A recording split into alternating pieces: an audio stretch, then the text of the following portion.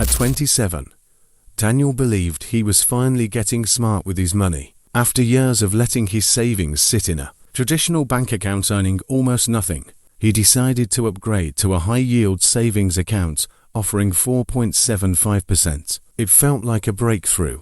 He was earning more, doing what personal finance experts recommend, and staying safe at the same time. But what Daniel didn't realize was this: his bank wasn't rewarding him out of generosity. They were still making significantly more from his money than he was, and not just a little more, a lot more. Around the same time, his colleague, Priya, had $30,000 sitting in a regular savings account earning about 0.35%. Over the course of a year, she earned roughly $105 in interest. That might sound like free money, but the reality behind it is far more revealing. While Priya was earning $105, her bank was using that same $30,000 to generate well over $1,800 through a mix of lending activities, credit products, and short-term government securities. She received less than 6% of what her money actually produced. The bank kept the rest. And the surprising part is this isn't a loophole or a trick. This is the entire business model of banking. Most people think banks simply store money safely, but in reality, banks operate as highly efficient financial machines. When you deposit money, it doesn't sit idle. It gets deployed. Banks lend it out through mortgages, personal loans, credit cards, and auto financing. They also invest it into relatively low-risk assets like treasury bills. For example, if a bank pays you 0.35% on your savings, they might be earning anywhere between 3% to 7% using that same capital. That difference, the spread, is how they generate billions in profit every year. Now, let's go back to Daniel, who thought he had escaped this system by moving to a high-yield account. While he is definitely doing better than Priya, his situation still isn't as efficient as it appears on the surface. First, that advertised 4.75% rate often comes with fine print. It might only apply to balances up to a certain limit, or it could be a promotional rate that drops after a few months. Some accounts require minimum transactions or direct deposits to maintain that rate. So while Daniel thinks he's earning 4.75% across all his savings, the effective rate may actually be lower. Second, and more importantly, the interest he earns is fully taxable as ordinary income. If Daniel falls into a 24% tax bracket, plus an additional 5% at the state level, nearly 30% of his earnings disappear immediately. That means his 4.75% return is effectively closer to 3.3% after taxes. And third, the fundamental issue remains unchanged. The bank is still acting as a middleman. They're taking Daniel's money, investing it into the same types of assets he could access himself, and keeping a portion of the return for simply being in the middle. To really understand the difference, let's break it down with a simple example using $30,000 in a traditional savings account at 0.35%. You earn about $105 per year, and after taxes, you might keep around $75. In a high-yield savings account at 4.75%, you earn approximately $1,425 annually, but after taxes, that drops to around $1,000 or even less depending on your tax situation. Now compare that to putting your money directly into short-term, government-backed investments, such as treasury bills or treasury-focused funds. These might yield around 3.8% to 4.2%, which seems slightly lower than the high-yield accounts at first glance.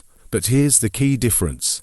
In many cases, the interest from these investments is exempt from state and local taxes. That means your effective after-tax return can actually be very competitive, or even higher than a taxable 4.75% bank account. On top of that, these yields are transparent and driven by the market, not controlled or adjusted by a bank's internal policies. There's no up-to language, no promotional tricks, and no hidden conditions. So the question becomes, why let the bank stand between you and these returns at all? The smarter approach isn't necessarily to abandon banks entirely, but to use them more strategically. Your checking account should exist for convenience, daily spending, bill payments, and short-term cash flow. But your idle cash money that sits untouched for weeks or months can be positioned much more efficiently. This includes your emergency fund, savings for a down payment,